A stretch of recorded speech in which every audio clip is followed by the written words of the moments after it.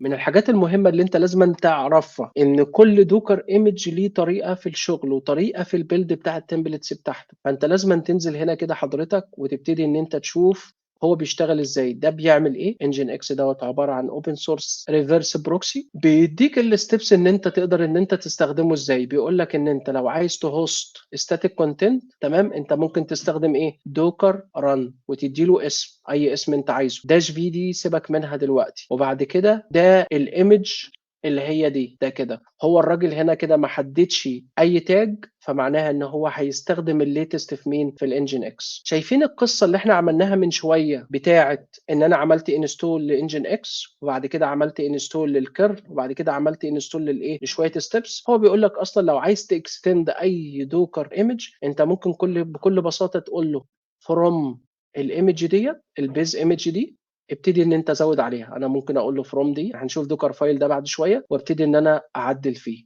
وبعد ما اعدل فيه اقوم جاي عامل دوكر ايمج جديده، ويبقى عندي فيرجن جديده موديفايد بكل سهوله خالص، فيها حاجات زياده بيزد على الاحتياجات بتاعتي. سيبنا من ده دلوقتي، تعالى اوريكم على ايه. نرجع هنا كده تاني على التيرمينال ونقول له انا عايزك هنا كده تديني دوكر ران داش داش نيم، وهقول له ماي انجن اكس، وهقول له هنا كده الايمج اللي انت هتشتغل عليها اللي انا كنت لسه باصص عليها على دوكر هاب اسمها انجن اكس. انا ضغطت انتر هنا كده، بصوا كده ايه اللي حصل. هو فعلا راح عمل بول للايمج، وبعد كده قام جاي مرن مين؟ مرن ده اصلا بيزد على الدوكيومنتيشن، بيقول لي ان هو بيديني ويب سيرفر.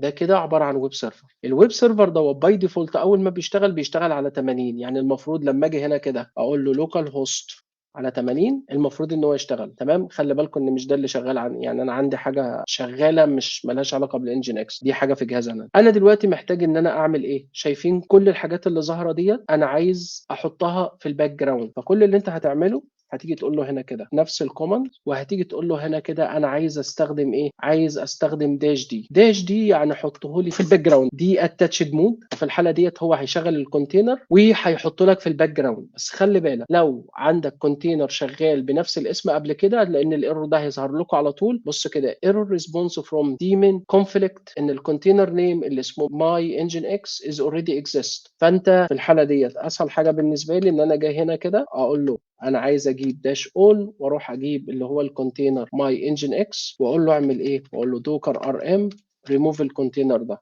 تعالوا نرجع نشغل ده كده تاني واقول له انتر.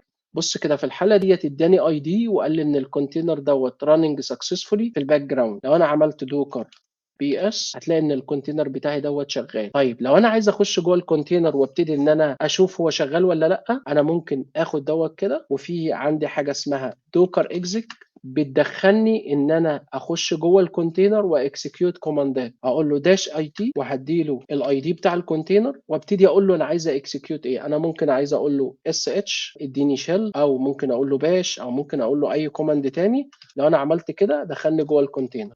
لو قلت له بنفس الطريقه كيرف لوكال هوست، المفروض يكون عندي اوتوماتيكلي مين؟ انجن اكس. انا لحد دلوقتي مش محتاج ان انا اعمل كل الكوماندات ديت الا لو عندك ترابل شوتنج، وانا حاليا ما عنديش اي نوع من الترابل شوتنج. انا كده ما استفدتش من دوت اي حاجه. خلينا نطلع هنا كده ونعمل دوكر بي اس، واقول له الكونتينر ده انا مش عايزه، اقول له دوكر ار ام. انت اول حاجه بتستوب الكونتينر، مش معناه ان انت حذفته. انت بتستوب الكونتينر دي ستيب، بتريموف الكونتينر دي ستيب تانية. ار ام ديت بتريموف الكونتينر. بس انا هدي له هنا كده الاي دي بتاع الكونتينر، او ينفع ادي له النيم بتاعه. يعني انا ممكن اقول له ده ار ام الكونتينر ده. من الحاجات المهمه اللي انت لازم تعرفها ان انت ما ينفعش ان انت تشيل الكونتينر دوت وهو راننج، لازما تعمل له ستوب. طيب لو انت مش حابب ان انت تعمل له ستوب، خلينا نعمل له ستوب الاول.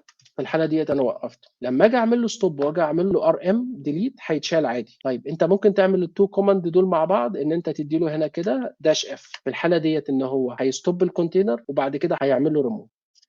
انا بالنسبه لي كده ما استفدتش اي حاجه. من الحاجات المهمه بقى اللي انتوا لازم تعرفوها ان الكونتينر لما تيجي ترن هنا كده، تعالوا نرجع هنا كده، ان باي ديفولت لما بتيجي تعمل كونتينر، الكونتينر دوت بيبقى اعتبروها كده ان هو بيبقى في ديفولت نتورك. النتورك دي بتبقى ايزوليتد عن الجهاز بتاعك، سواء انت شغال ويندوز، شغال لينكس، شغال اي حاجه. فكل كونتينر انت بتعمله هنا كده جوه النتورك دي بتبقى موجودة وشغالة تمام التمام، لكن ما تقدرش ان انت تاكسسها هنا كده دايركت. عشان تاكسس اي كونتينر من دوت لازما هنا كده تروح في الكونتينر اللي شغال تقول له انا عايز لما حد يجي لي هنا كده اقدر اكسس الكونتينر دوت، وعايز نفس الطريقه لما اجي هنا كده اقدر اكسس الكونتينر ده، ولما اجي هنا كده اقدر اكسس الكونتينر دوت.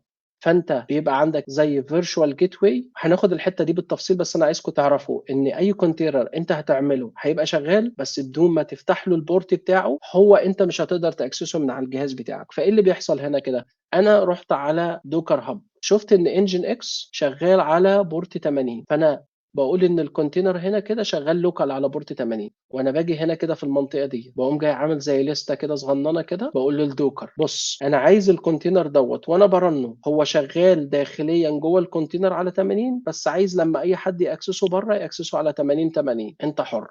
يبقى اي حد كده لما يجي من اللوكال هوست او من الجهاز بتاعه ياكسس حاجه على 80 هو اوتوماتيكلي هيعمل بورت مابنج وهيودي دوت على ايه؟ على 80. لو انا جيت هنا كده رحت على انجن اكس 1 وانجن اكس 1 شغال على 80 لوكال جوه الكونتينر، وقلت له بص لو واحد شغال على 80 هقول له افتح لي البورت بتاع 80 81 وخليه يوصل لدوت.